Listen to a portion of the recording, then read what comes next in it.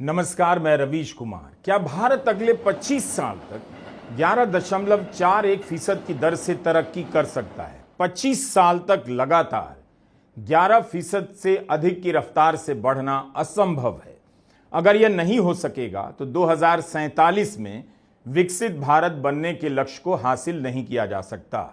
2047 के नाम पर जो ख्वाब दिखाया जा रहा है वो किस जमीन पर खड़े होकर आप देख रहे हैं या दिखाया जा रहा है, इसे याद रखना चाहिए। क्या हाड़ तोड़ मेहनत करने वाले आम आदमी को भनक भी है कि केंद्र और राज्य सरकारों के पास जो टैक्स जमा होता है उसका 80% वही भर रहा है? आज से 15 साल पहले ऐसा नहीं था। सरकारों के पास जो टैक्स जमा होता था उसका 65% आम आदमी से आता था, जो अब 80% हो गया है। 15 साल पहले 35% हिस्सा कॉरपोरेट और उत्पादकों से आता था, अब यह घटकर 35 से 15% पर आ गया है। अनिंद्य चक्रवर्ती का कहना है मिडिल क्लास सबसे ज्यादा टैक्स भर रहा है। अनिंद्य का यह विश्लेषण क्या मिडिल क्लास और आम आदमी तक पहुंच रहा है कि टैक्स का बोझ आम आदमी ढो रहा है। जीएसटी का सारा भार ग्राहकों पर लाद दिया गया। आप कुछ भी खरीदते हैं उसकी कीमत में यह शामिल होता है। पेट्रोल पर लगने वाली एक्साइज ड्यूटी भी ग्राहक पर ट्रांसफर कर दी जा रही है। आम आदमी आयकर, तकरीबन सारा जीएसटी, सारी एक्साइज ड्यूटी, कस्टम ड्यूटी का कुछ हिस्सा चुका रहा है। देखिए, हम लोग अपना दुकान चलाते हैं और दुकान हम लोग 12 घंटा 11 घंटा समय देते हैं दुकान। उसके बाद जो महीना का थोड़ा बहुत कमाई होता है उसमें घर खर्च है, बच्चा का स्कूल फीस है और अपने लिए भी कुछ रहता है। मिला जुला के उतना कुछ हो नहीं पाता है। 10 से 15 हज़ार रुपये इनकम होता है। उसमें जो है से मतलब कि खर्चा जो है से महंगाई जो है से बढ़ते जा रहा है, इनकम बढ़ते नहीं जा रहा है। इनकम जो है से घटते आ रहा है और महंगाई जो है से बढ़ते जा रहा है। उसमें जो है से कुछ बच नहीं पा रहा है महंगाई के हिसाब से। इसीलिए जो है से फिर बहुत सारा जो है से मान लीजिए कि पहले जो है से आटा 20 रुपये किलो खरीदते थे और जैसा भी 40 रुपये किलो हो गया है। उसमें जो है से महंगाई तो धीरे धीरे सब कुछ बढ़ते जा रहा है। हर परिवार इसी में चलाना है। 10 से 12 हज़ार रुपये में कुछ भी नहीं हो पाता है। मान लीजिए वो खेती है जिससे कि अनाज आता है तो घर चल पाता है, अपना गाड़ी है, मोबाइल खर्च है, बहुत सारा बात। फिर उसके लिए फिर ज़मीन जो है पूरा तो कर्जा ब्याज लेके इलाज करवाइए, नहीं तो फिर बेचना पड़ता है। अपना घर परिवार चल जाता है, उससे ज़्यादा कुछ नहीं हो पाता। हम लोग 8 से 10 हज़ार सैलरी उठाते हैं, जिसमें घर का खर्च, बच्चे का पढ़ाई लिखाई इसमें नहीं पूर पाता है। अगर किसी तरह का परिस्थिति खराब होने के कारण जो अपने बाप दादा का ज़मीन है उसको हम लोग बेच के ही इससे ये कर पाते हैं, इससे पूरा नहीं हो पाता। इसका कोई लिमिट नहीं है, कभी 15,000, कभी 20,000, कभी सीजन रहा तो 30,000 रुपया भी चला जाता है। देखिए, उतना में हम लोग को फ्री से परिवार नहीं चल पाता है, मगर यही है कि मिला जुला के चलाते हैं और किससे मांगने जाएंगे। अब आप भारत की प्रति व्यक्ति आय का आंकड़ा भी देख लीजिए, लेकिन ज्यादा चर्चा करने पर एक खतरा है। हो सकता है कि कोई कोर्ट का आदेश लेकर आ जाए कि इस तरह की बातें करने से भारत की गरीबी दिखती है और इसे दिखाने से भारत का नाम खराब होता है। तो आप अपने खबर की कॉपी फाड़ दीजिए, वीडियो डिलीट कर दीजिए। केवल प्रधानमंत्री के जन्मदिन पर बधाई संदेशों से अखबारों को भर दीजिए। जिस देश में किसी भी सरकारी अस्पताल के बाहर गरीबी और लाचारी का समंदर दिखता है, आम आदमी की कोई गरिमा नजर नहीं आती, कभी वह कंधे पर अपने बच्चे की लाश ढो रहा है तो कभी अस्पताल के बाहर तड़प कर दम तोड़ रहा है, उस देश में 2 उद्योगपतियों की मानहानि का मसला बहुत बड़ा हो गया है। इनके बारे में लिखने बोलने पर वीडियो डिलीट करने का आदेश आ जाता है। यह खबर दिव्य भास्कर में है। गुजरात के छोटा उदेपुर में 2 लोग अपने कंधे पर गर्भवती महिला को लाद कर 5 किलोमीटर तक चलते रहे ताकि अस्पताल पहुंचा सकें। रास्ते में प्रसव पीड़ा से महिला की मृत्यु हो गई। इस तरह की अनेक खबरें अलग अलग राज्यों से आए दिन आती रहती हैं कि बच्चे की लाश ले जाने के लिए एम्बुलेंस नहीं मिली तो कंधे पर लाद कर पिता चला जा रहा है, या अस्पताल पहुंचकर इलाज नहीं मिलने से तड़प तड़प कर कोई मर गया है। आम आदमी की जिंदगी की कोई कीमत नहीं, कोई गरिमा नहीं, और ऐसी खबरों से अब किसी को फर्क नहीं पड़ता। लेकिन आम आदमी को पड़ता है, क्योंकि बिना इलाज के वही मरता है। मान लीजिए देश के सरकारी अस्पतालों को उद्योगपतियों के बीच बांट दिया गया, तब उनकी हालत का कवरेज आप कैसे करेंगे? कुछ भी आप दिखाएंगे, उन 2-4 उद्योगपतियों की मानहानि हो जाएगी, उनके बनाए हुए पुल के गिर जाने से लोग मर जाएंगे, तब भी आप उसका कवरेज नहीं कर पाएंगे। यह काफी चिंता की बात है। एक तरफ आप एयरपोर्ट, स्टेशन, बिजली, पानी की सप्लाई, स्कूल, अस्पताल से लेकर जंगल और खेत से लेकर बाग तक 2-4 उद्योगपतियों में बांट रहे हैं, तो आप इन जगहों पर पीड़ित जनता की कहानी कैसे कहेंगे? जनहित के सारे सवाल मानहानि के आगे कुचल दिए जाएंगे। आप अस्पतालों की दुर्दशा पर रिपोर्ट नहीं कर पाएंगे। किसी भी उद्योगपति की जिसके कारोबार का संबंध सरकार की नीतियों से है, सरकार से मिली हुई जमीन से है, जिस जमीन पर एयरपोर्ट बना उसे जनता ने दिया, किसानों ने दिया, फिर उन नीतियों पर बात करने से उस उद्योगपति की मानहानि कैसे हो जाती है? अगर आप सब कुछ खत्म कर देना चाहते हैं, इसमें भागीदार बनना चाहते हैं, मैं आपकी बात कर रहा हूं, तो कोई बात नहीं। हमारा काम है आपको समय समय पर बता देना। क्या आप चाहते हैं कि उद्योगपति की ताकत इतनी बड़ी हो जाए कि कोई सवाल ना उठा सके? कि आपको पता है ऐसा होने से आपकी अपनी हालत क्या हो जाएगी? याद रखना चाहिए, बिहार की 1/3 आबादी महीने का 6,000 रुपया भी नहीं कमा पाती है। इतनी गरीबी है बिहार में। बिहार ही नहीं, भारत के स्तर पर देखिए, भारत में प्रति व्यक्ति आय मात्र $2,381 है। जो विकसित देश हैं उनकी प्रति व्यक्ति आय $14,006 है। भारतीय रुपए में प्रति व्यक्ति आय एक साल में 2,10,000 और विकसित देशों की प्रति व्यक्ति आय 12,29,699 है, यानी 10,19,000 ज्यादा है भारत की प्रति व्यक्ति आय से। सी रंगराजन रिजर्व बैंक के पूर्व गवर्नर हैं।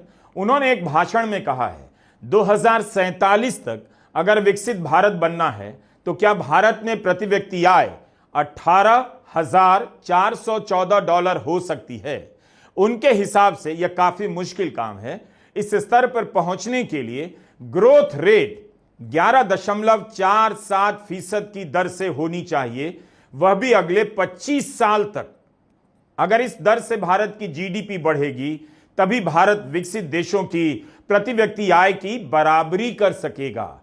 टाइम्स ऑफ इंडिया की एक खबर है, जरा नजर कीजिए। इसके अनुसार 2024-25 में जितने लोगों ने टैक्स भरा उसमें सबसे बड़ा समूह उन लोगों का है जिनकी आमदनी 2.5 से 7.5 लाख के बीच में है। साल में आयकर भरने वालों में 2.5 से 7.5 लाख कमाने वाले लोगों का प्रतिशत 60% से भी अधिक है। इसमें भी 2.5 लाख कमाने वाले 10% हैं, 2.5 से 5 लाख कमाने वाले 34% और 5 से 7.5 लाख कमाने वाले 26.7% है। यानी आयकर भरने वालों में सबसे बड़ा समूह उनका है जो महीने का 20 से 40 हजार ही कमा रहे हैं।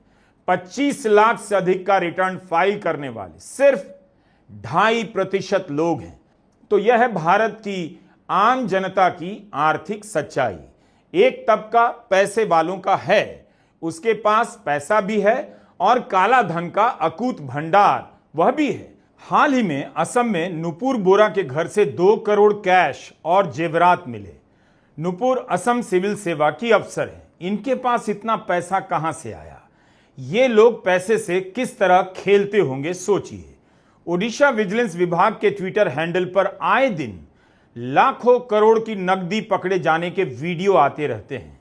भारत की नौकरशाही में कौन कहां बैठा है और करोड़ों रुपया अवैध रूप से कमाकर ऐश कर रहा है, आप जानते भी हैं, लेकिन कुछ कर नहीं सकते। अफसरों के करप्शन के नेटवर्क का कोई बाल बांका नहीं कर सकता। बीच बीच में छापे की खबरों से जनता को संतोष करा दिया जाता है। इसी तरह भारत में काले धन पर पलने वालों की एक बहुत बड़ी संख्या है जो ना तो नियमित रूप से दफ्तर जाती है ना फैक्ट्री जाती है, मगर लाखों रुपए की गाड़ी और काफिला लेकर इस नेता से उस नेता के घर चक्कर लगाती है। आप अपनी कमाई देखिए और ऐसे लोगों का ऐश देखिए, पता नहीं चलेगा इनके पास कहां से पैसा आ रहा है। कहने का मतलब है कि आप कैसे भी देखें, भारत का सिस्टम भेदभाव से भरा है। कोई मर कर काम कर रहा है मगर पैसा नहीं बच रहा, कोई कुछ भी नहीं कर रहा, टैक्स भी नहीं दे रहा, लेकिन लाखों करोड़ों रुपए के काले धन से खेल रहा है। जो ईमानदार है उसे डराया जाता है, जो भ्रष्ट है उसके लिए सारी दुनिया उसके कदमों में है। मोदी जी, नीतीश जी भ्रष्टाचार के बारे में बोलते हैं, किस मुंह से बोलते हैं भ्रष्टाचार में? इनके केवल इंजीनियर साहब, ग्रामीण कार्य विभाग के इंजीनियर साहब 100-100 करोड़ रुपया पकड़ाता है। एक इंजीनियर के घर से कितना करोड़ रुपया था? कम करोड़ रुपया तो जला दिया। और इनके विभाग के मंत्री ग्लोबल टेंडरिंग कर रहे हैं और 100-100 करोड़ रुपया इंजीनियर के घर मिल रहा है। पैसे को जला दिया जा रहा है। ये मुख्यमंत्री जी, और आप दिन रात उसी मंत्री के यहाँ सुबह पहुंचते हैं, शाम में पहुंचते हैं। ये खेला भ्रष्टाचार का बिहार की जनता पहचान गई है। नीतीश कुमार जी नैतिक भ्रष्टाचार के भीष्म पितामह बन गए हैं। किसी पे कार्रवाई नहीं। बताओ, उस इंजीनियर पे अब तक वारंट नहीं जारी किया, वारंट तक जारी नहीं किया गया। काहे? क्योंकि मंत्री जी के यहाँ नीतीश जी सुबह शाम जाते हैं। क्या चक्कर है ये उनको बताना पड़ेगा। कार्रवाई क्यों नहीं की जा रही है? भारत की जनता को देखिए जो कितनी मेहनत कर रही है। चीज सामान खरीदकर इनकम टैक्स भरने के बाद जीएसटी के रूप में सरकार का खजाना भर रही है। पहले उसका सरकार के कर संग्रह में 65% हिस्सा था, अब 80 हो गया है। टाइम्स ऑफ इंडिया में अतुल ठाकुर का एक विश्लेषण छपा है। उसके अनुसार साल का 25 से 50 लाख के बीच कमाने वालों की सबसे बड़ी संख्या महाराष्ट्र में है, उसके बाद कर्नाटका और तमिलनाडु में। झारखंड के 20% आयकर दाताओं ने 15 से 50 लाख के बीच की आय घोषित की है, मगर गुजरात में सिर्फ 7% ने। प्रतिशत के हिसाब से देखेंगे तो 12 से 50 लाख कमाने वालों के मामले में गुजरात बिहार से भी पीछे नजर आता है। 25 से 50 लाख कमाने वालों का प्रतिशत देखेंगे तो बाकी राज्यों की तुलना में गुजरात का नंबर 10वें स्थान पर भी नहीं आता है, जबकि वहां 30,000 से ज्यादा फैक्ट्रियां हैं और बिहार में 4,000 भी फैक्ट्रियों की संख्या नहीं है। अखबारों में ऐसी खबरें इधर उधर छपती रहती हैं, मगर राजनीतिक मुद्दों के शोर में उनका पता नहीं चलता। जनता के बीच ऐसी खबरें पहुंच नहीं पाती। ज्यादातर लोग अपनी कमाई का ठीक से हिसाब भी नहीं रख पाते। साल दर साल उसमें आ रहे बदलाव के बारे में अंदाजे से ही बात करते हैं। हाल ही में एक और अध्ययन आया। गांव और शहरों के 6,000 घरों का सर्वे किया गया, जिससे पता चलता है कि 2022 में महीने का औसत खर्चा 42,000 था, जो 2025 में बढ़कर 56,000 हो गया। पहले यही परिवार ईएमआई पर अपनी कमाई का 6% खर्च कर रहा था, जो अब औसतन 10% खर्च करने लगा है। जुलाई में खबर छपी कि 2 साल में हर परिवार पर कर्जे का बोझ 23% बढ़ गया है।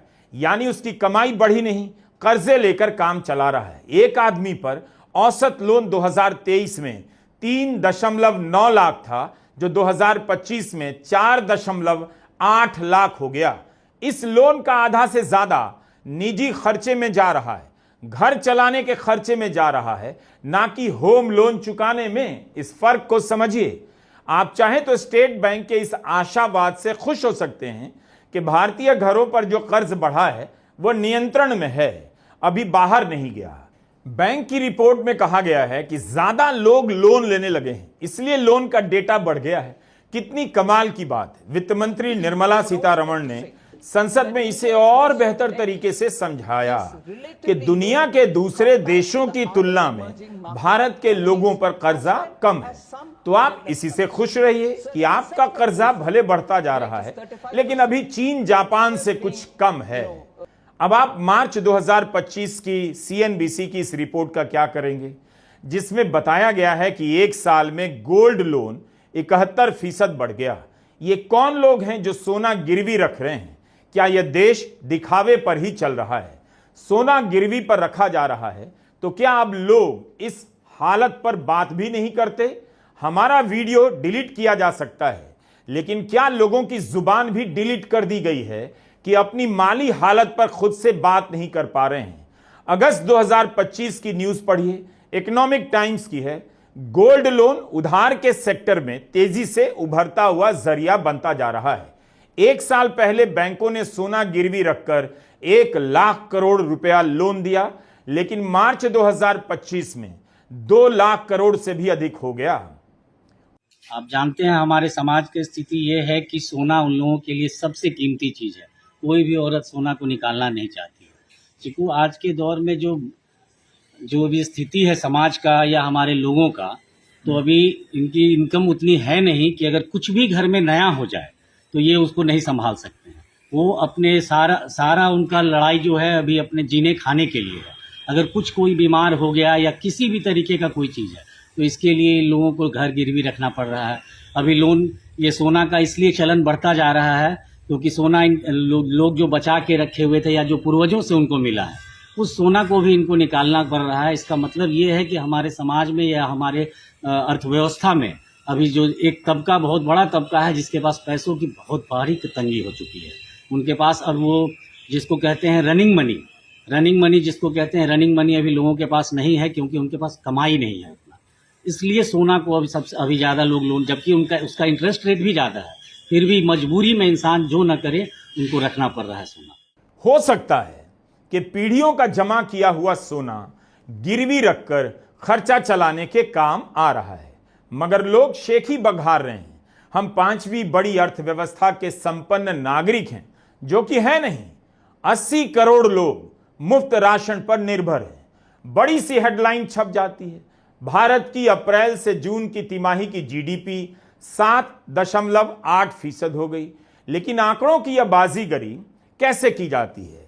आम जनता तक इसकी जानकारी पहुंचने की संभावना हर दिन सिकुड़ती जा रही है। बिजनेस स्टैंडर्ड में जब यह विश्लेषण छपा तब विपक्ष के नेताओं ने इसे ट्वीट किया। अर्थशास्त्री राजेश्वरी सेनगुप्ता ने इस लेख में बताया है कि बहुत सारी ऐसी कंपनियां हैं जो अपनी कमाई का हिसाब किताब नहीं देती। उन्हें मुनाफे को छिपाने के लिए ही बनाया जाता है। हजारों की संख्या में फर्म अपना डेटा तक साझा नहीं करते, फिर भी उनकी गिनती अनुमान के आधार पर जीडीपी में कर ली जाती है। इससे लगता है कि जीडीपी बढ़ गई है, जबकि सच्चाई कुछ और होती है। असंगठित क्षेत्र के आकलन का कोई भी पारदर्शी और विश्वसनीय पैमाना नहीं, ना कोई ताजा आंकड़ा है। एनएसओ 2011-12 के सर्वे के आधार पर अनुमान लगा लेता है, जबकि इस दौरान नोटबंदी से लेकर जीएसटी के कारण काफी कुछ बदल गया है। जब जीडीपी के आंकड़े जारी किए जाते हैं तब पहले पन्ने पर 7.8% का आंकड़ा बड़े बड़े अक्षरों में छापा जाता है। पहले पन्ने पर इस तरह के विश्लेषण नहीं बताए जाते कि जीडीपी के आकलन का आंकड़ा और पैमाना विश्वसनीय नहीं।